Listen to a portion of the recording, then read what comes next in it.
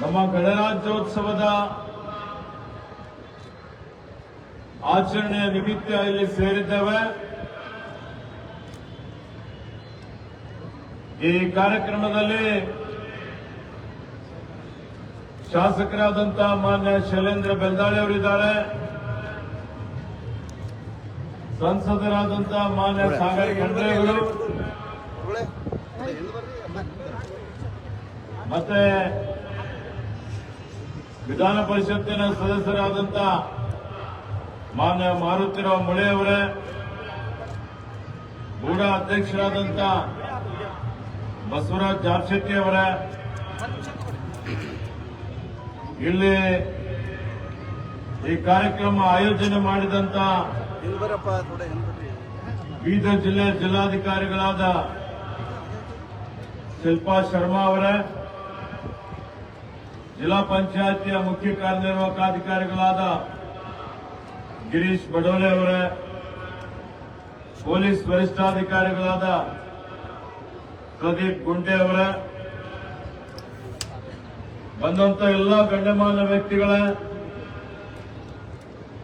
ವಿವಿಧ ಸರ್ಕಾರಿ ಇಲಾಖೆಗಳ ಮುಖ್ಯಸ್ಥರುಗಳೇ,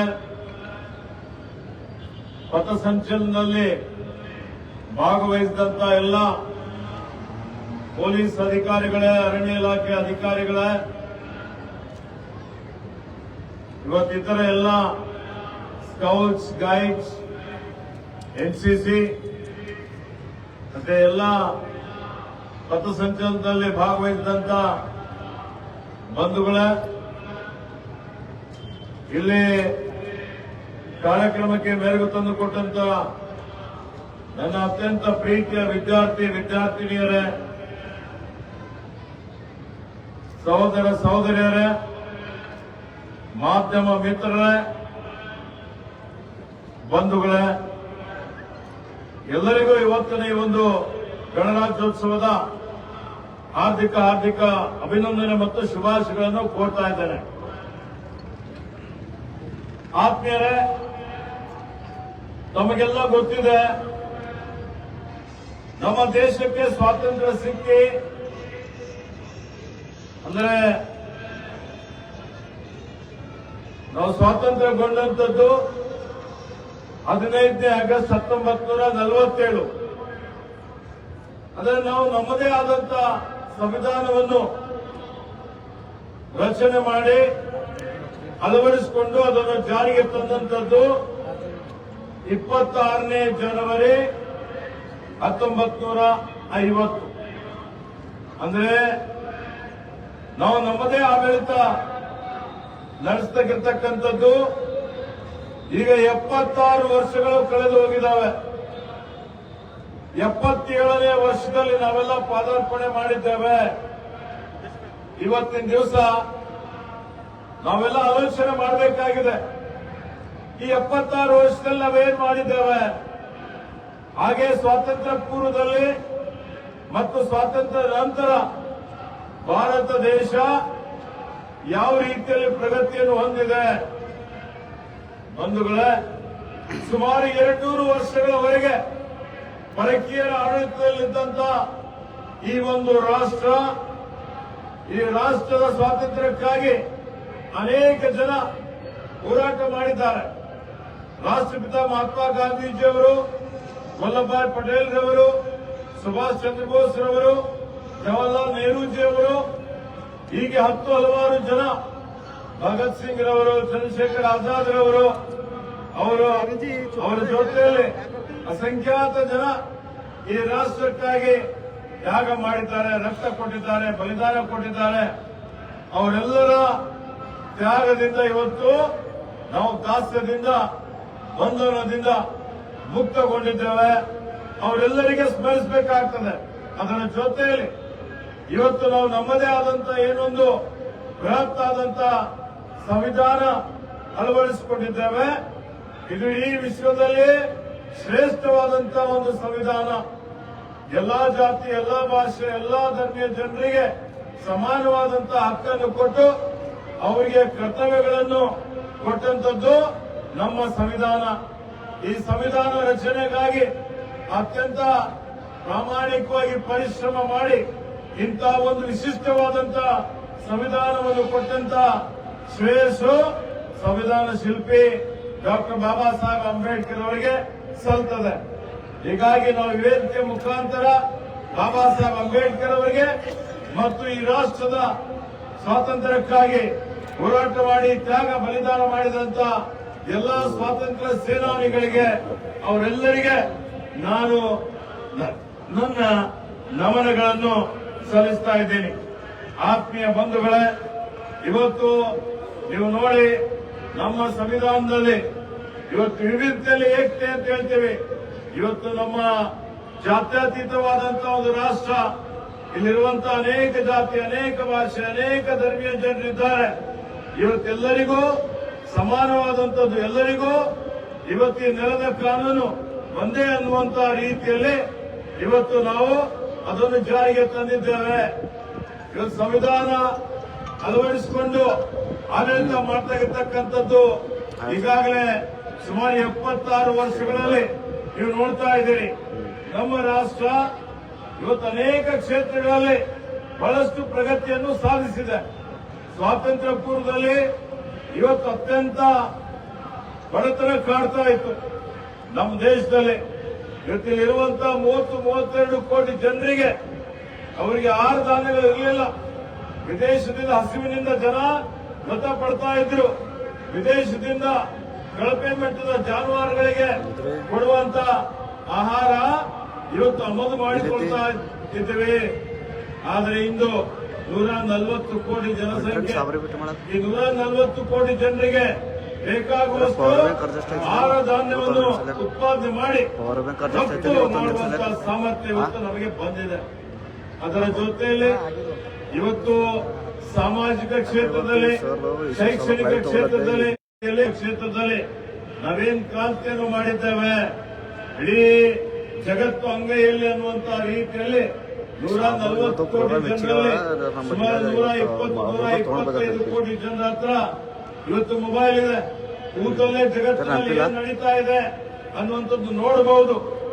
ಇವತ್ತು ಅದರ ಜೊತೆಯಲ್ಲಿ ಬಾಹ್ಯಾಕಾಶಕ್ಕೆ ಇವತ್ತು ಹೋಗುವಂಥದ್ದು, ಅಲ್ಲಿ ಅನೇಕ ರೀತಿಯಲ್ಲಿ ಅನೇಕ ಶಾಲೆ, ಕಾಲೇಜು, ವಿಶ್ವವಿದ್ಯಾಲಯ, ಹೀಗೆ ಇವತ್ತೇನು ಇಸ್ರೋ ಮಾಡಿದ್ದೇವೆ, ನವರತ್ನಗಳು ಮಾಡಿದ್ದೇವೆ, ಹಲವಾರು ಯೋಜನೆಗಳನ್ನು, ಕಾರ್ಯಕ್ರಮಗಳನ್ನು ಅನುಷ್ಠಾನಕ್ಕೆ ತಂದಂತ ಕೀರ್ತಿ ಸ್ವಾತಂತ್ರ್ಯ ನಂತರ ಬಂದಂತ ಎಲ್ಲಾ ನಮ್ಮ ನಾಯಕರುಗಳಿಗೆ ಸಲ್ತದೆ. ಈಗ ಇವತ್ತು ಇಡೀ ಜಗತ್ತಿನಲ್ಲಿ ಭಾರತ ದೇಶ ಅತ್ಯಂತ ಬಲಾಢ್ಯವಾಗಿ ಮುಂದೆ ನಡೆದಿದೆ ಅಂತೇಳಿ ಹೇಳಿ ನಾವು ಬಹಳ ಹೆಮ್ಮೆಯಿಂದ ಹೇಳಬಹುದು. ಇದಕ್ಕೆ ಆತ್ಮೀಯ ಬಂಧುಗಳೇ, ಇಷ್ಟೆಲ್ಲ ಸಾಧನೆ ಮಾಡಿದ್ರು ನಮ್ಮ ರಾಷ್ಟ್ರೀಯ ನಾಯಕರ ಏನೊಂದು ಕನಸಿತ್ತು, ದೇಶದಲ್ಲಿರುವಂತಹ ಎಲ್ಲಾ ಜನ ಎಲ್ರಿಗೂ ಸಾಮಾಜಿಕ ನ್ಯಾಯ ಸಿಗಬೇಕು ಅನ್ನುವಂಥದ್ದು.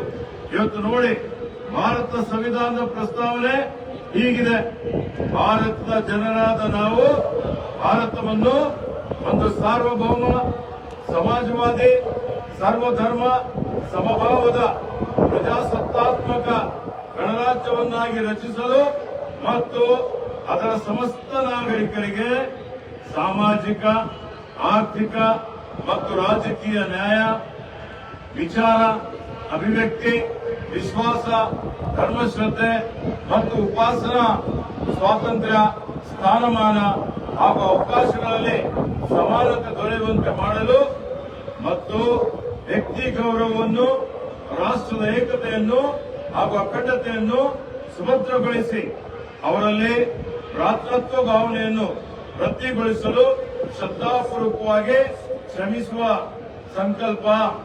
ಸಂವಿಧಾನದ ಈ ಪ್ರಸ್ತಾವನಾ ನುಡಿಗಳು ಭಾರತದ ಪ್ರತಿಯೊಬ್ಬ ಪ್ರಜೆಯ ನಿತ್ಯ ಜೀವನದ ಮೂಲ ಮಂತ್ರಗಳಾಗಬೇಕು. ಪ್ರತಿಯೊಬ್ಬ ಭಾರತೀಯ ಅವನ ನಡೆ ನುಡಿಗಳು ಸಂವಿಧಾನಕ್ಕೆ ಸಾಕ್ಷಿಯಾಗಿರಬೇಕು. ಸಂವಿಧಾನದ ನಿರ್ದೇಶನವನ್ನು ನಿಷ್ಠೆಯಿಂದ ಪಾಲಿಸುವುದು ನಮ್ಮೆಲ್ಲರ ಆದ್ಯ ಕರ್ತವ್ಯವಾಗಬೇಕು.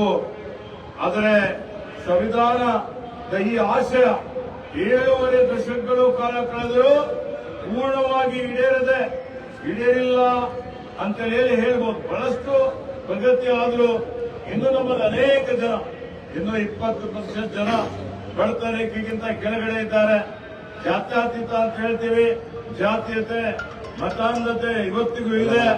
ಅನೇಕ ಕಡೆ ಇವತ್ತು ನಮ್ಮಲ್ಲಿ ಪ್ರತ್ಯೇಕತಾವಾದಿಗಳ ಸಮಸ್ಯೆ ಇದೆ, ಅನೇಕ ಕಡೆ ಉಗ್ರವಾದಿಗಳ ಸಮಸ್ಯೆ ಇದೆ, ಅನೇಕ ಕಡೆ ಇನ್ನು ಶೋಷಣೆ ಇದೆ, ಅನ್ಯಾಯ ಇದೆ, ದೌರ್ಜನ್ಯ ಇದೆ. ಇನ್ನು ಕಾರ್ಮಿಕರು, ಬಡವರು, ರೈತರು, ಮಹಿಳೆಯರು ಇವತ್ತು ಹೆಚ್ಚಿನ ಸಂಖ್ಯೆಯಲ್ಲಿ ಇನ್ನು ಅವರ ಪ್ರಗತಿ ಪತ್ರದತ್ತ ಸಾಗಬೇಕಾಗಿದೆ. ಇದಕ್ಕೆ ನಾವೆಲ್ಲರೂ ಆತ್ಮಾವಲೋಕನ ಮಾಡಿಕೊಳ್ಳಬೇಕು, ಆತ್ಮವಿಮರ್ಶೆ ಮಾಡಿಕೊಳ್ಳಬೇಕು.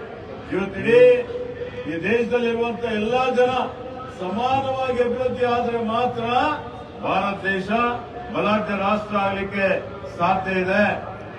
ಅದಕ್ಕೆ ಡಾಕ್ಟರ್ ಬಾಬಾ ಸಾಹೇಬ್ ಅಂಬೇಡ್ಕರ್ ಒಂದು ಮಾತನ್ನು ಹೇಳ್ತಾರೆ, ಪ್ರಜಾಪ್ರಭುತ್ವವೆಂದರೆ ಕೇವಲ ಆಡಳಿತ ನಡೆಸುವ, ಅಧಿಕಾರ ಚಲಾಯಿಸುವ, ರಾಜಕೀಯ ಕ್ಷೇತ್ರಕ್ಕೆ ಸೀಮಿತವಾದ ಒಂದು ಸರ್ಕಾರಿ ವ್ಯವಸ್ಥೆ ಮಾತ್ರವಲ್ಲ, ಇದು ಅಂತಿಮವಾಗಿ ಅದು ಒಂದು ಜೀವನದ ವಿಧಾನವಾಗಬೇಕು. ಸಮಾಜದ ಎಲ್ಲಾ ವರ್ಗಗಳ ಜನತೆಗೆ ಸಾಮಾಜಿಕ ನ್ಯಾಯ ಮತ್ತು ಆರ್ಥಿಕ ಭದ್ರತೆಗಳನ್ನು ಒದಗಿಸುವುದೇ ಮುಖ್ಯವಾಗಬೇಕು ಅನ್ನುವಂತ ಒಂದು ಮಾತು. ಇದಕ್ಕೆ ಆತ್ಮೀಯ ಬಂಧುಗಳೇ, ಇವತ್ತಿಗೂ ನಾವೆಲ್ಲ ಇನ್ನೂ ಹೆಚ್ಚಿನ ರೀತಿ ಬಲಾಢ್ಯರಾಗಬೇಕು ಅಂತ ಹೇಳಿದ್ರೆ ಇಂದಿನ ಯುವಕರೇ ನಾಳಿನ ನಮ್ಮ ನಾಡಿನ ನಾಗರಿಕರು. ಯುವ ಶಕ್ತಿ ಅಣುಶಕ್ತಿ ಇದ್ದ ಹಾಗೆ ಇವತ್ತು ಭಾರತ ದೇಶ ಇಡೀ ಜಗತ್ತಿನಲ್ಲಿ ಯುವ ರಾಷ್ಟ್ರ ಅಂತಲೇ ನಮಗೆ ಕರೀತಾರೆ. ಯಾಕೆ ಕರೀತಾರೆ? ಯಾಕೆ ಅಂತ ಹೇಳಿದ್ರೆ 35 ವರ್ಷದ ಕೆಳಗಡೆನ ಇರುವಂತಹ ಏನ್ ಜನ ಇದ್ದಾರೆ, ಸುಮಾರು 65% ಜನ ಇದ್ದಾರೆ. 65% 140 ಕೋಟಿಗೆ 90 ಕೋಟಿ ಜನ ಒಂದು ಯುವ ಶಕ್ತಿ ಇದೆ ನಮ್ಮ ದೇಶದಲ್ಲಿ. ಇಷ್ಟೊಂದು ಯುವ ಶಕ್ತಿ ಜಗತ್ತಿನಲ್ಲಿ ಚೈನಾದಲ್ಲೂ ಇಲ್ಲ, ಬೇರೆ ಯಾವ ರಾಷ್ಟ್ರದಲ್ಲೂ ಇಲ್ಲ. ಇವತ್ತು ನಮ್ಮ ರಾಷ್ಟ್ರದ ಯುವಕರು ಮನಸ್ಸು ಮಾಡಿದರೆ ಎಲ್ಲರಿಗೂ ಹಿಂದಕ್ಕೆ ಹಾಕುವಂತಹ ಒಂದು ಶಕ್ತಿ ಈ ರಾಷ್ಟ್ರಕ್ಕೆ ಇದೆ. ಆದರೆ ಇವತ್ತು ಯುವ ಶಕ್ತಿ ದಾರಿ ತಪ್ಪತಕ್ಕಂಥದ್ದು ನೋಡ್ತಾ ಇದ್ದೇವೆ. ಬಹಳ ಮೇಧಾವಿಗಳಿದ್ದಾರೆ, ಬಹಳ ಪ್ರತಿಭಾವಂತರಿದ್ದಾರೆ, ಎಂಜಿನಿಯರ್ಗಳಾಗಿದ್ದಾರೆ, ಡಾಕ್ಟರ್ ಆಗಿದ್ದಾರೆ, ವಿಜ್ಞಾನಿಗಳಾಗಿದ್ದಾರೆ, ದೊಡ್ಡ ದೊಡ್ಡ ಪರಿಣಿತರಿದ್ದಾರೆ, ಕೌಶಲ್ಯ ತರಬೇತಿ ಪಡೆದಿದ್ದಾರೆ, ದೇಶ ವಿದೇಶಗಳಲ್ಲಿ ದೊಡ್ಡ ದೊಡ್ಡ ಸ್ಥಾನದಲ್ಲಿ ಇವತ್ತು ಸೇವೆ ಮಾಡ್ತಾ ಇದ್ದಾರೆ. ಆದರೆ ಅನೇಕ ಕಡೆ ನಾವು ನೋಡ್ತಾ ಇದ್ದೇವೆ, ಇವತ್ತು ದುಶ್ಚಟ ದುರ್ಗಣಗಳಿಗೆ ಬಲಿ ಆಗ್ತಾ ಇರ್ತಕ್ಕಂಥದ್ದು, ಪಾಶ್ಚಿಮಾತ್ಯ ರಾಷ್ಟ್ರದ ಅನುಕರಣೆ ಮಾಡಿ ಇವತ್ತು ತಮ್ಮತನ ಕಳೆದುಕೊಳ್ತಾ ಇರ್ತಕ್ಕಂಥದ್ದು. ಅವರನ್ನು ಮುಖ್ಯವಾಹಿನಿಯಲ್ಲಿ ತರಲಿಕ್ಕೆ ನಾವೆಲ್ಲ ಪ್ರಾಮಾಣಿಕವಾದಂತಹ ಒಂದು ಪ್ರಯತ್ನವನ್ನು ಮಾಡಬೇಕಾಗಿದೆ. ಅವರಿಗೆ ಕೌಶಲ್ಯ ತರಬೇತಿ ಕೊಡುವಂತಹ ಕೆಲಸವನ್ನು ಇವತ್ತು ನಾವು ಮಾಡಬೇಕಾಗಿದೆ. ಹೀಗಾಗಿ ಇವತ್ತು ಆ ಯುವ ಶಕ್ತಿಗೆ ಸದ್ಬಳಕೆ ಮಾಡಿಕೊಳ್ಳುವಂತದಕ್ಕೆ ನಾವೆಲ್ಲ ಇವತ್ತೊಂದು ಕಾರ್ಯಯೋಜನೆ ನಾವು ರಚನೆ ಮಾಡಬೇಕಾಗ್ತದೆ. ಆ ನಿಟ್ಟಿನಲ್ಲಿ ಬೀದರ್ ಜಿಲ್ಲೆಯಲ್ಲಿಯೂ ಸಹಿತ ಆ ಯುವಕರಿಗೆ ಯಾರ್ಯಾರು ಪದವಿ ಮಾಡಿದ್ದಾರೆ, ಯಾರು ಇವತ್ತಿನ ದಿವಸ ಕೌಶಲ್ಯ ಪಡೆದಿದ್ದಾರೆ, ಪರಿಣಿತರಿದ್ದಾರೆ, ಅದರಲ್ಲಿ ವಿಶೇಷವಾಗಿ ಯಾರು ಪದವಿ ಪಡೆದಂತವರು, ಇಂಜಿನಿಯರಿಂಗ್ ಮಾಡಿದಂತವರು, ಅವರೆಲ್ಲರಿಗೆ ಜಿಲ್ಲೆಯಲ್ಲಿ ಯುವಕರಿಗೆ ಕೌಶಲ್ಯ ತರಬೇತಿ ನೀಡಿ ಅವರಿಗೆ ಉದ್ಯೋಗಾವಕಾಶ ಕಲ್ಪಿಸುವ ನಿಟ್ಟಿನಲ್ಲಿ ಇವತ್ತು ಜಿಲ್ಲಾ ಉಸ್ತುವಾರಿ ಸಚಿವನಾಗಿ ನಾನು ಕೌಶಲ್ಯ ವರ್ಧನೆ ಮತ್ತು ಇತರ ಸಂಬಂಧಿತ ಇಲಾಖೆಗಳೊಂದಿಗೆ ಸಮಾಲೋಚಿಸಿ ಒಂದು ಕಾರ್ಯಯೋಜನೆ ರೂಪಿಸಲು ಪ್ರಯತ್ನ ಮಾಡ್ತಾ ಇದ್ದೀನಿ ಅನ್ನುವಂತ ಒಂದು ಮಾತನ್ನು ತಮ್ಮೆಲ್ಲರಿಗೆ ಹೇಳಲಿಕ್ಕೆ ಬಯಸ್ತಾ ಇದ್ದೇನೆ.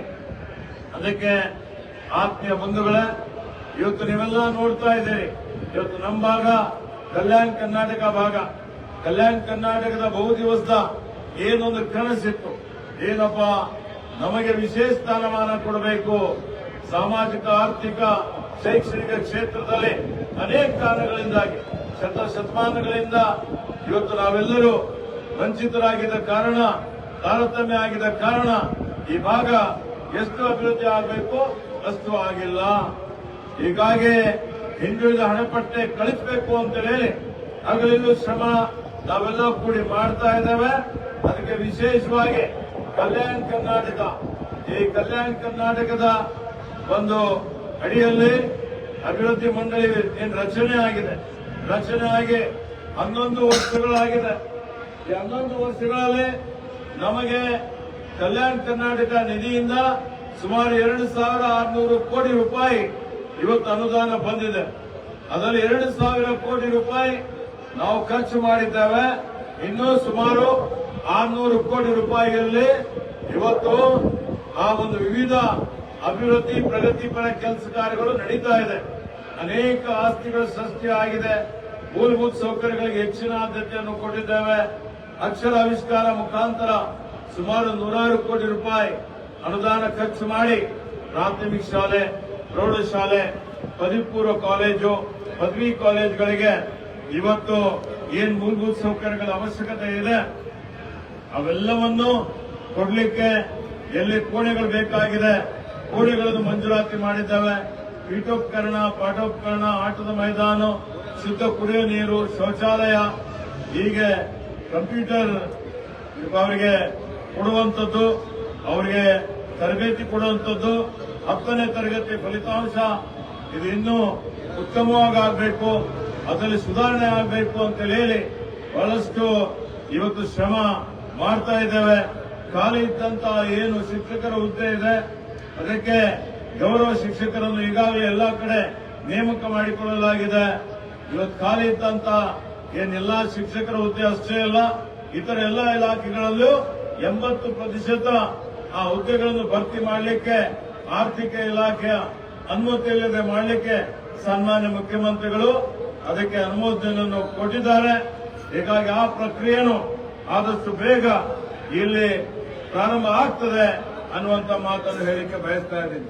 ಹೀಗಾಗಿ ಪ್ರತಿ ವರ್ಷ ನಮ್ಮ ಸರ್ಕಾರ ಬಂದು ಈಗ 2 ವರ್ಷ ಇವತ್ತು 8 ತಿಂಗಳು ಆಗಿದೆ. ಈ ಒಂದು 2 ವರ್ಷ 8 ತಿಂಗಳ ಅವಧಿಯಲ್ಲಿ ಈ 3 ವರ್ಷ ಅಂತ ತಿಳಿಬಹುದು. ಇದರಲ್ಲಿ ಪ್ರತಿ ವರ್ಷ ನಾವು ಮಾತು ಕೊಟ್ಟಿದ್ದೇವೆ. ಚುನಾವಣೆ ಪೂರ್ವದಲ್ಲಿ ನಮ್ಮ ಸರ್ಕಾರ ಅಧಿಕಾರಕ್ಕೆ ಬಂದರೆ ಪ್ರತಿ ವರ್ಷ 5,000 ಕೋಟಿ ರೂಪಾಯಿ ಕಲ್ಯಾಣ ಕರ್ನಾಟಕಕ್ಕೆ ಮೀಸಲಿಡ್ತೀವಿ ಅಂತ ಹೇಳಿ ಆ ನಿಟ್ಟಿನಲ್ಲಿ ಈಗಾಗಲೇ 5,000 3 ವರ್ಷಕ್ಕೆ 15,000 ಕೋಟಿ ರೂಪಾಯಿ ಮೀಸಲಿಕ್ಕಿ ಅದರಲ್ಲಿ 5,500 ಕೋಟಿ ರೂಪಾಯಿ ಸರಾಸರಿ ನಮ್ಮ ಜಿಲ್ಲೆಗೆ ಅನುದಾನ ಬಂದಿದೆ. 1,500 ಕೋಟಿ ರೂಪಾಯಿಗೆ ಕ್ರಿಯಾಯೋಜನೆ ಮಾಡಿದ್ದೇವೆ. ಇನ್ನೂ ಕೆಲವೊಂದು ಕ್ರಿಯಾಯೋಜನೆ ಮಾಡಲಿಕ್ಕೆ ಬಾಕಿ ಇದೆ. ಇವತ್ತು ಆ ಕಾಮಗಾರಿಗಳು ನಡೀತಾ ಇದೆ. ಅದರ ಅಡಿಯಲ್ಲಿ ಅನೇಕ ರೀತಿಯಲ್ಲಿ ರಸ್ತೆ, ಚರಂಡಿ, ಕುಡಿಯುವ ನೀರು, ಬೀದಿ ದೀಪ ಜೊತೆಯಲ್ಲಿ ಶಿಕ್ಷಣಕ್ಕೆ, ಆರೋಗ್ಯಕ್ಕೆ ಹೆಚ್ಚಿನ ಒಂದು ಆದ್ಯತೆಯನ್ನು ಕೊಟ್ಟಿದ್ದೇವೆ. ಹಾಗೆ ನೀರಾವರಿ ಯೋಜನೆಗೂ ಆದ್ಯತೆಯನ್ನು ಕೊಟ್ಟಿದ್ದೇವೆ. ಇವತ್ತು ಅನೇಕ ರೀತಿಯಲ್ಲಿ ಹಣ ಸದ್ಬಳಕೆ ಮಾಡಿಕೊಂಡು ಇವತ್ತು ಇದನ್ನು ಅಭಿವೃದ್ಧಿ ಮಾಡುವಂತ ಒಂದು ಕೆಲಸ ಕಾರ್ಯ ನಾವು ಮಾಡ್ತಾ ಇದ್ದೇವೆ ಅನ್ನುವಂತ ಒಂದು ಮಾತನ್ನು ತಮ್ಮೆಲ್ಲರಿಗೆ ಹೇಳಲಿಕ್ಕೆ ಬಯಸ್ತಾ ಇದ್ದೀನಿ. ಬೀದರ್ ಜಿಲ್ಲೆ ಇವತ್ತು ಇಲ್ಲಿ ಸ್ವಲ್ಪ ಮಟ್ಟಿಗೆ ನೈಸರ್ಗಿಕ ಸಂಪನ್ಮೂಲದ ಕೊರತೆ ಇದ್ರು ಯಾಕೆಂದ್ರೆ ನಮ್ಮ ಜಿಲ್ಲೆಯಲ್ಲಿ ದಟ್ಟವಾದಂತಹ ಅರಣ್ಯ ಆಗಲಿ, ಖನಿಜ ಸಂಪತ್ತಾಗಲಿ ಇಲ್ಲ. ಹೀಗಾಗಿ ಕೈಗಾರಿಕೆಗಳು ಹೆಚ್ಚಿನ ಸಂಖ್ಯೆಯಲ್ಲಿ ಇಲ್ಲಿ ಬಂದಿಲ್ಲ. ಕೃಷಿ ಆಧಾರಿತ ಕೈಗಾರಿಕೆಗಳು ಈಗಾಗಲೇ ನಡೀತಾ ಇದೆ. ಇದರ ಜೊತೆಯಲ್ಲಿ ಇವತ್ತು ನಾವು ಪ್ರವಾಸೋದ್ಯಮ ಕ್ಷೇತ್ರದಲ್ಲಿ ಈ ಜಿಲ್ಲೆ ಅಭಿವೃದ್ಧಿ ಆಗಬೇಕು ಅಂತ ಹೇಳಿ ಅದಕ್ಕೇನು ರಸ್ತೆ ಬೇಕು, ರೈಲು ಬೇಕು, ವಿಮಾನ ಸೌಕರ್ಯ ಬೇಕು. ಹೀಗಾಗಿ ಕೇಂದ್ರ ಸರ್ಕಾರ ಉಡಾನ್ ಯೋಜನೆ, ಈ ಉಡಾನ್ ಯೋಜನೆ 3 ವರ್ಷದಲ್ಲಿ ಸ್ಥಗಿತಗೊಂಡಿತ್ತು. ಉಡಾನ್ ಯೋಜನೆ ಸ್ಥಗಿತಗೊಂಡ ನಂತರ ಇವತ್ತು ಮತ್ತೆ ಬೀದರ್ನಲ್ಲಿ ವಿಮಾನಯಾನ ಪ್ರಾರಂಭ ಮಾಡಬೇಕು ಅಂತೇಳಿ ಹೇಳಿ 1.5 ವರ್ಷ ಸ್ಥಗಿತಗೊಂಡಂತಹ ವಿಮಾನಯಾನ 15 ಕೋಟಿ ರೂಪಾಯಿ ನಮ್ಮ ಅನುದಾನದಲ್ಲಿ ಅದಕ್ಕೆ ಒದಗಿಸಿ ಪ್ರೋತ್ಸಾಹಧನ ಕೊಟ್ಟು ಅದನ್ನು ಮತ್ತೆ ಪುನರಾರಂಭ ಮಾಡಲಾಗಿದೆ ಅನ್ನುವಂತ ಮಾತನ್ನು ಹೇಳಿಕೆ ಬಯಸ್ತಾ ಇದ್ದೇನೆ. ಈ ವರ್ಷ ಮತ್ತೆ ಅದು 1 ವರ್ಷಕ್ಕೆ, ಈ ವರ್ಷ ಪುನಃ ಅದಕ್ಕೆ ಅವಶ್ಯಕತೆ ಇರುವಂತಹ ಏನು 13 ರಿಂದ 15 ಕೋಟಿ ಹಣ ನಮ್ಮ ಕಲ್ಯಾಣ ಕರ್ನಾಟಕ ಅಭಿವೃದ್ಧಿ ನಿಧಿಯಿಂದ ಕೊಟ್ಟು ಅದನ್ನು ಮುಂದುವರಿಸಲಾಗುವುದು ಅನ್ನುವಂತ ಒಂದು ಮಾತನ್ನು ನಾನು ತಮ್ಮೆಲ್ಲರಿಗೆ ಹೇಳಿಕೆ ಬಯಸ್ತಾ ಇದ್ದೇನೆ. ಆತ್ಮೀಯ ಬಂಧುಗಳೇ, ಇಲ್ಲಿರುವಂತಹ ಎಲ್ಲ ಇವತ್ತು ವಿಶೇಷವಾಗಿ ಬೀದರ್ ಒಂದು ಪ್ರವಾಸಿ ತಾಣ ಆಗಬೇಕು ಅಂತೇಳಿ ಹೇಳಿ ಇವತ್ತು ನಾನು 10 ಎಕರೆ ನಮ್ಮ ಅತಿವಾಳ ಹತ್ರ ಜಮೀನನ್ನು ಮೀಸಲಿಕ್ಕಿ ಅದಕ್ಕೆ ಸುಮಾರು 25 ಕೋಟಿ ಅಂದಾಜು ಒಂದು ವೆಚ್ಚದಲ್ಲಿ ಒಂದು ವಿಸ್ತೃತ ಯೋಜನಾ ವರದಿ ತಯಾರು ಮಾಡಿ ಡಾಕ್ಟರ್ ಸಂವಿಧಾನ ಶಿಲ್ಪಿ ಡಾಕ್ಟರ್ ಬಾಬಾ ಸಾಹೇಬ್ ಅಂಬೇಡ್ಕರ್ ಅವರ ಹೆಸರಿನಲ್ಲಿ ಒಂದು ಅಧ್ಯಯನ ಕೇಂದ್ರ, ಒಂದು ಇವತ್ತು ಸಂಶೋಧನಾ ಕೇಂದ್ರ ಮಾಡಬೇಕು ಅಂತ ಹೇಳಿ ಈ ವರ್ಷ ಅದಕ್ಕೆ 5 ಕೋಟಿ ರೂಪಾಯಿ ಅನುದಾನ ಮೀಸಲಿಕ್ಕೆ, ಮುಂದಿನ ವರ್ಷ ಬಾಕಿ ಅನುದಾನ ಇಕ್ಕೆ ಅದನ್ನು ಒಂದು 18 ತಿಂಗಳ ಅವಧಿಯಲ್ಲಿ ಪೂರ್ಣಗೊಳಿಸಬೇಕು ಅಂತ ಹೇಳಿ ತೀರ್ಮಾನ ಮಾಡಿದ್ದೇವೆ ಅನ್ನುವಂತ ಒಂದು ಮಾತನ್ನು ಹೇಳಿಕೆ ಬಯಸ್ತಾ ಇದ್ದೇನೆ. ಅದೇ ರೀತಿಯಲ್ಲಿ ನಮಗೆಲ್ಲ ಗೊತ್ತಿದೆ, ಇವತ್ತಿದು ಇದು ನಮ್ಮ ಶರಣರ ನಾಡು, ಇಡೀ ಜಗತ್ತಿಗೆ ಸಾಮಾಜಿಕ ನ್ಯಾಯ ಕೊಟ್ಟಂತ ಈ ಒಂದು ಪುಣ್ಯ ಭೂಮಿ. ಇಲ್ಲಿ ಇವತ್ತು ಜಗತ್ತಿನ ಪ್ರಥಮ ಸಂಸತ್ತು ಅಂತ ಹೇಳಿ ಹೆಗ್ಗಳಿಕೆಗೆ ಪಾತ್ರವಾದಂತಹ ಅನುಭವ ಮಂಟಪ, ಈ ಅನುಭವ ಮಂಟಪ ಕಾಮಗಾರಿ ಬಹಳ ವೇಗದ ಗತಿಯಲ್ಲಿ ನಡೀತಾ ಇದೆ. ಈಗಾಗಲೇ 400 ಕೋಟಿ ರೂಪಾಯಿ ಖರ್ಚು ಮಾಡಿದ್ದೇವೆ. ಇನ್ನೂ 100 ಕೋಟಿ ರೂಪಾಯಿ ಮಾರ್ಚ್ ಒಳಗಾಗಿ ಬಿಡುಗಡೆ ಮಾಡಲಿಕ್ಕೆ ಮಾನ್ಯ ಮುಖ್ಯಮಂತ್ರಿಗಳಿಗೆ ನಾನು ವಿನಂತಿಯನ್ನು ಮಾಡಿದ್ದೇನೆ. ಇವತ್ತು 770 ಕಂಬಗಳ ಮೇಲೆ 770 ಶರಣರ ಏನು ವಚನಗಳಿದಾವೆ ಅವೆಲ್ಲವನ್ನು ಕೆತ್ತಿ ಇವತ್ತು ಯಾವ ರೀತಿಯಲ್ಲಿ ಯುವಕರಿಗೆ ಆಕರ್ಷಣೆ ಮಾಡುವಂತ ರೀತಿಯಲ್ಲಿ ಪ್ರಥಮ ಇಷ್ಟಲಿಂಗ ಧ್ಯಾನ ಮಾಡುವಂತಹ ಒಂದು ವೈಜ್ಞಾನಿಕವಾಗಿ ಅದನ್ನು ಅಧ್ಯಯನ ಮಾಡಿ ಅದರ ತರಬೇತಿ ಕೇಂದ್ರ ಇಡೀ ಜಗತ್ತಿನಲ್ಲಿ ಪ್ರಥಮವಾಗಿ ಮಾಡುವಂತಹ ಕೆಲಸ ನಾವು ಮಾಡ್ತಾ ಇದ್ದೇವೆ. ಇವತ್ತು ಪ್ರತಿ ಯುವಕರಿಗೂ ಅಲ್ಲಿ ಏನು ಶರಣರ ವೃತ್ತಿ ಇತ್ತು ಆ ವೃತ್ತಿಯ ತರಬೇತಿ ಕೊಡುವಂತಹ ರೀತಿಯಲ್ಲಿ ಶರಣ ಗ್ರಾಮ ಮಾಡುವಂತದ್ದು ನಡೀತಾ ಇದೆ. ಈ ಡಿಸೆಂಬರ್ ಒಳಗಾಗಿ ಇನ್ನೂ ಸುಮಾರು 250 ಕೋಟಿ ರೂಪಾಯಿ ಖರ್ಚು ಮಾಡಿ ಅದನ್ನು ಲೋಕಾರ್ಪಣೆ ಮಾಡಬೇಕು ಅನ್ನುವಂತ ಒಂದು ಯೋಜನೆ ರೂಪಿಸಿದ್ದೇವೆ. ಈ ವರ್ಷ ಅಥವಾ ಮಾರ್ಚ್ ಒಳಗಾಗಿ ಇವತ್ತು ಮುಂದಿನ ನಾವು ಈ ಅನುಭವ ಮಂಟಪವನ್ನು ಲೋಕಾರ್ಪಣೆ ಮಾಡಿ ಇಲ್ಲಿರುವಂತಹ ಎಲ್ಲಾ ಒಂದು ಪ್ರವಾಸೋದ್ಯಮಕ್ಕೆ ಇದು ಬಹಳಷ್ಟು ನಮಗೆ ಸಹಾಯ ಆಗ್ತದೆ. ದೇಶ ವಿದೇಶಗಳಿಂದ ಜನ ಬಂದು ಇಲ್ಲಿ ಅನುಭವ ಮಂಟಪ ನೋಡ್ತಾರೆ. ಇದರಿಂದ ಆರ್ಥಿಕ ಅಭಿವೃದ್ಧಿನೂ ಆಗ್ತದೆ ಅನ್ನುವಂತ ಒಂದು ಮಾತನ್ನು ಹೇಳಿಕೆ ಬಯಸ್ತಾ ಇದ್ದೇನೆ. ಈ ವರ್ಷದ ಆಯವ್ಯಯದಲ್ಲಿ ನಾನು ನಮ್ಮ ಜಿಲ್ಲೆಯ ಎಲ್ಲಾ ತಾಲೂಕಾ ಕೇಂದ್ರವನ್ನು ಒಂದೇ ಪಥದಲ್ಲಿ ಒಗ್ಗೂಡಿಸುವ ಚಿಂತನೆ ಮಾಡಿ 250 ಕಿಲೋಮೀಟರ್, ಇವತ್ತು 250 ಕಿಲೋಮೀಟರ್ ವರ್ತುಲ ರಸ್ತೆ ರಿಂಗ್ ರೋಡ್ ಬರ್ತದೆ. ಆ ವರ್ತುಲ ರಸ್ತೆ ರಿಂಗ್ ರೋಡ್ ಮಾಡುವ ಪ್ರಸ್ತಾವನೆ ಸನ್ಮಾನ್ಯ ಮುಖ್ಯಮಂತ್ರಿಗಳಿಗೆ ನಾನು ಕೊಡ್ತಾ ಇದ್ದೇನೆ. ಅದನ್ನು ಮಂಜೂರಿ ಮಾಡಿಸಲಿಕ್ಕೆ ಪ್ರಾಮಾಣಿಕವಾದಂತ ಒಂದು ಪ್ರಯತ್ನ ನಾನು ಮಾಡ್ತೇನೆ ಅನ್ನುವಂತ ಒಂದು ಮಾತನ್ನು ನಾನು ತಮ್ಮೆಲ್ಲರಿಗೆ ಹೇಳಿಕೆ ಬಯಸ್ತಾ ಇದ್ದೀನಿ. ಇದಕ್ಕೆ ಆತ್ಮೀಯ ಬಂಧುಗಳೇ, ಇವತ್ತು ಜಿಲ್ಲೆಯಲ್ಲಿ ನಾವು ಬಂದ ಮೇಲೆ ಏನೇನು ಕೆಲಸ ಕಾರ್ಯ ಮಾಡ್ತಾ ಇದ್ದೇವೆ, ಏನೇನು ಪ್ರಗತಿ ನಡೀತಾ ಇದೆ ಅದೆಲ್ಲದರ ಕೆಲವೊಂದು ತಮ್ಮ ಗಮನಕ್ಕೆ ತರಲಿಕ್ಕೆ ಇಷ್ಟಪಡ್ತಾ ಇದ್ದೀನಿ. ಇವತ್ತು ನಾವು ನಮ್ಮ ಅರಣ್ಯ ಇಲಾಖೆ, ನಾನು ಅರಣ್ಯ ಪರಿಸರ ಸಚಿವನಾಗಿ ಇಡೀ ರಾಜ್ಯದಾದ್ಯಂತ ಸುತ್ತಾಡಿ ಪ್ರಕೃತಿ ಪರಿಸರ ಇದ್ರೆ ಮಾತ್ರ ಇವತ್ತು ನಾವೆಲ್ಲ ಇಲ್ಲಿ ಜೀವಿತವಾಗಿರ್ಲಿಕ್ಕೆ ಸಾಧ್ಯ ಆಗ್ತದೆ. ಪ್ರಕೃತಿ ಪರಿಸರ ಇಲ್ಲದೆ ಹೋದ್ರೆ, ಹಾಳಾಗಿ ಹೋದ್ರೆ ಏನೇನ್ ಪ್ರಕೃತಿ ವಿಕೋಪಗಳಾಗ್ತವೆ ನೋಡಿದಿರಿ. ಹವಾಮಾನ ಬದಲಾವಣೆಯಿಂದ ಯಾವ ರೀತಿಯಲ್ಲಿ ಗುಡ್ಡ ಕುಸಿತ ಆಗ್ತಾ ಇದೆ, ಪ್ರವಾಹ ಬರ್ತಾ ಇದೆ, ಬರ ಬರ್ತಾ ಇದೆ. ಇಲ್ಲೇನು ಯಾವ ರೀತಿಯಲ್ಲಿ ಮೆಗಾ ಸ್ಫೋಟ ಆಗ್ತದೆ, ನಮ್ಮ ಜಿಲ್ಲೆಯಲ್ಲಿ ಎಷ್ಟು ಮಟ್ಟಿಗೆ ಬೆಳೆ ಹಾನಿ ಆಗಿದೆ. ಪ್ರವಾಹ ಬಂದು ಮಳೆ ಒಂದು ತಿಂಗಳಲ್ಲಿ ಬೀಳುವಂತಹ ಮಳೆ ಇವತ್ತು 7 ದಿವಸದಲ್ಲಿ ಬೀಳ್ತದೆ.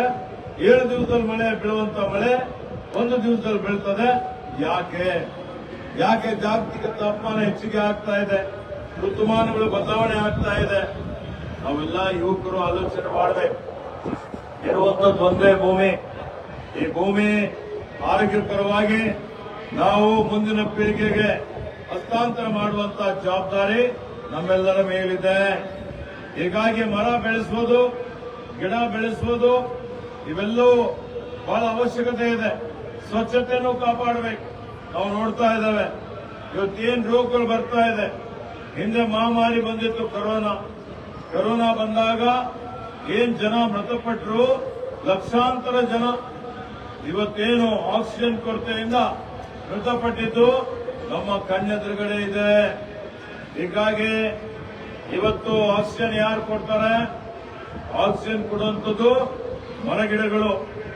ಆಕ್ಸಿಜನ್ ಕೊಟ್ಟು ಇಂಗಾಲ ಡೈಆಕ್ಸೈಡ್ ಅದು ಸೇವನೆ ಮಾಡಿ ಪರಿಸರ ಪ್ರಕೃತಿ ಉಳಿಸ್ತದೆ. ಹೀಗಾಗಿ ಮರಗಳು ಬೆಳೆಸಬೇಕು, ಗಿಡಗಳು ಬೆಳೆಸಬೇಕು. ಇವತ್ತು ನೀರಿನ ಮೂಲಗಳು ಶುದ್ಧವಾಗಿರಬೇಕು ಅಂದ್ರೆ ತ್ಯಾಜ್ಯ ನೀರು, ಮಲತ್ಯಾಜ್ಯ, ಇವತ್ತೇನು ಘನತ್ಯಾಜ್ಯ, ಆ ಒಂದು ಪ್ಲಾಸ್ಟಿಕ್ ಆಗಲಿ ಅದು ಅಲ್ಲಿ ನದಿ ನೀರಲ್ಲಿ ಇರ್ಬೋದು, ಹಳ್ಳಗಳಲ್ಲಿ ಇರ್ಬೋದು, ಕೆರೆಗಳಲ್ಲಿರ್ಬೋದು, ಬಿಡಬಾರದು. ಹೀಗಾಗಿ ವಾಹನಗಳಿಂದ ಹೊರಸೂಸುವಂತ ಏನು ಇಂಗಾಲ ಡೈಆಕ್ಸೈಡ್ ಇದೆ ಇದು ಜಾಸ್ತಿ ಆಯ್ತು ಅಂತ ಹೇಳಿದ್ರೆ ಇವತ್ತು ವಾಯು ಮಾಲಿನ್ಯ ಆಗ್ತದೆ. ಇದು ಮಕ್ಕಳಿಗೆ ತಿಳಿಸಿ ಹೇಳುವಂಥದ್ದು ಬಹಳ ಅವಶ್ಯಕತೆ ಇದೆ. ಹೀಗಾಗಿ ರಾಜ್ಯದಲ್ಲಿ 11 ಕೋಟಿ ಸಸಿ ನೆಟ್ಟಿದ್ದೇವೆ. ಜಿಲ್ಲೆಯಲ್ಲಿ ಸುಮಾರು 35ರಿಂದ 40 ಲಕ್ಷ ಸಸಿ ನಾವು ನೆಟ್ಟಿದ್ದೇವೆ. ಅದು ಎಷ್ಟು ಬದುಕುಳಿದಿದೆ ಅನ್ನುವಂಥದ್ದು ನಾನು ಅದರ ಬಗ್ಗೆ ಆಡಿಟ್ ಮಾಡಿಸ್ತಾ ಇದ್ದೇನೆ. ಈ ವರ್ಷ ಮತ್ತೆ 2026-27 ನನಗೆ ವರದಿ ಕೊಟ್ಟಿದ್ದಾರೆ 8 ಲಕ್ಷ ಸಸಿ ಅಂತ ಹೇಳಿ. ಅದು 8 ಲಕ್ಷ ಇಲ್ಲ, 10 ಲಕ್ಷ ಸಸಿಗೆ ಎಷ್ಟು ಬೇಕಾಗ್ತದೆ ಅಷ್ಟು ಅನುದಾನ ಒದಗಿಸಲಾಗುವುದು. 10 ಲಕ್ಷ ಸಸಿ ಇವತ್ತು ಮತ್ತೆ ಈ ವರ್ಷ 2026-27ಕ್ಕೆ ನೆಡ್ತೀವಿ. ಇವತ್ತು ಅದಕ್ಕೆ ತಾವೆಲ್ಲ ಸಹಕಾರ ಮಾಡಿ, ಎಲ್ಲ ಸಂಘ ಸಂಸ್ಥೆಗಳು, ಶಾಲಾ ಕಾಲೇಜುಗಳು, ಸರ್ಕಾರಿ ಎಲ್ಲ ಇಲಾಖೆಗಳು ಎಲ್ಲರೂ ಸೇರಿ ಇವತ್ತು ಪ್ರಯತ್ನ ಮಾಡಿದ್ದಾರೆ. ಇನ್ನೂ 5 ಲಕ್ಷ ಹೆಚ್ಚಿಗೂ ಮಾಡಬಹುದು. ಅವರವರು ಸ್ವಯಂ ಇಚ್ಛೆಯಿಂದ ಒಂದು ಕರೆ ಕೊಡ್ತೇನೆ, ಪ್ರತಿಯೊಬ್ಬರು ಒಂದೊಂದು ಸಸಿ ಹಾಕಬೇಕು ಅಂತ ಹೇಳಿ ನಮ್ಮ ಅಧಿಕಾರಿಗಳ ಕಡೆಯಿಂದ ಎಲ್ಲೆಲ್ಲಿ ಹಾಕಬಹುದು ಅಂತ ಹೇಳಿ ಆ ಒಂದು ಜಾಗಗಳನ್ನು ಗುರುತಿಸ್ತಾರೆ. ಅದನ್ನು ಬರುವ ಮೇ ಜೂನ್ನಲ್ಲಿ ಏನು ಮುಂಗಾರು ಪ್ರಾರಂಭ ಆಗ್ತದೆ ಆ ಸಮಯದಲ್ಲಿ ಆ ಸಸಿ ನೆಡುವಂತ ಒಂದು ಯುದ್ಧೋಪಾದಿಯಲ್ಲಿ ಹೆಚ್ಚಿನ ಒಂದು ಪ್ರಯತ್ನ ನಾವೆಲ್ಲ ಮಾಡೋಣ ಅನ್ನುವಂತ ಒಂದು ಮಾತನ್ನು ನಾನಿಲ್ಲಿ ಹೇಳಿಕೆ ಬಯಸ್ತಾ ಇದ್ದೇನೆ. ಅದಕ್ಕೆ ಆತ್ಮೀಯ ಬಂಧುಗಳೇ, ಪರಿಸರ ಪ್ರವಾಸೋದ್ಯಮ ನಮ್ಮ ಜಿಲ್ಲೆಯಲ್ಲಿ ಇನ್ನೂ ಹೆಚ್ಚಿಗೆ ಆಗಬೇಕು ಅಂತ ಹೇಳಿ ಸುಮಾರು 15 ಕೋಟಿ ರೂಪಾಯಿ ವೆಚ್ಚದಲ್ಲಿ ಈ ಹೊನ್ನಿಕೇರಿಯಲ್ಲಿ ಒಂದು ನಾವು ಎಕೋ ಟೂರಿಸಂ ಟ್ರೆಕಿಂಗ್ ಇವತ್ತು ಪ್ರಾರಂಭ ಮಾಡುವಂತ ಕೆಲಸ ಮಾಡ್ತಾ ಇದ್ದೇವೆ.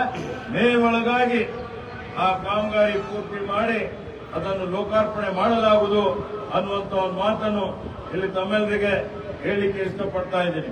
ಇದರ ಜೊತೆಯಲ್ಲಿ ಪ್ರತಿಯೊಂದು ತಾಲೂಕಲ್ಲಿ ಎಲ್ಲ